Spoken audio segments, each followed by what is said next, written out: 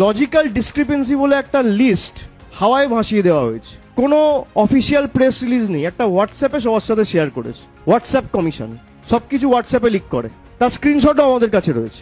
Logical ডিসক্রিপেন্সিতে আপনি বলছেন 1,36,00,000 লোক এমন রয়েছে যাদের কোনো না কোনো সমস্যা রয়েছে।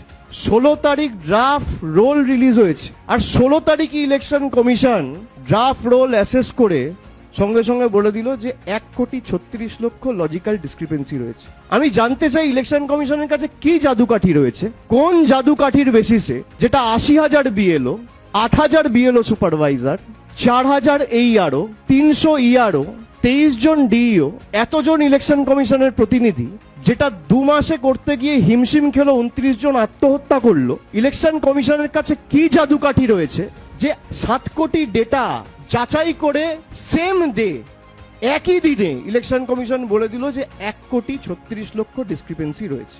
কোন জাদুকাঠির বলে? আর এই লিস্ট কোথায়?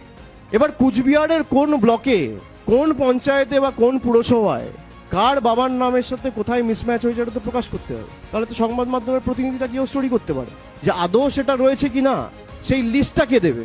ইলেকশন কমিশন লুকাচ্ছে কেন? কার ভয়ে, কার আদেশে, কার অঙ্গুলি হেলনে?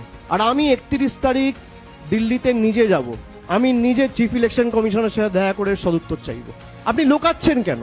আপনি কি কারণে লোকাচ্ছেন? বিজেপির নেতারা যেহেতু বলেছিল 1 কোটি 1.5 কোটি নাম বাদ যাবে লক্ষ্য পূরণের কারণে। আপনি ভারতবর্ষের ইলেকশন কমিশনার, আপনি বিজেপির ইলেকশন কমিশনার নয়। যদি 1,36,00,000 লজিক্যাল ডিসক্রিপেন্সি হয়, লিস্ট রিলিজ করুক। বাংলায় যদি 1 কোটি রোহিঙ্গা বাংলাদেশি থাকে, ইলেকশন কমিশন লিস্ট রিলিজ করুক। হয় লিস্ট রিলিজ করুন, নইলে বাংলার মানুষের কাছে ক্ষমা চান।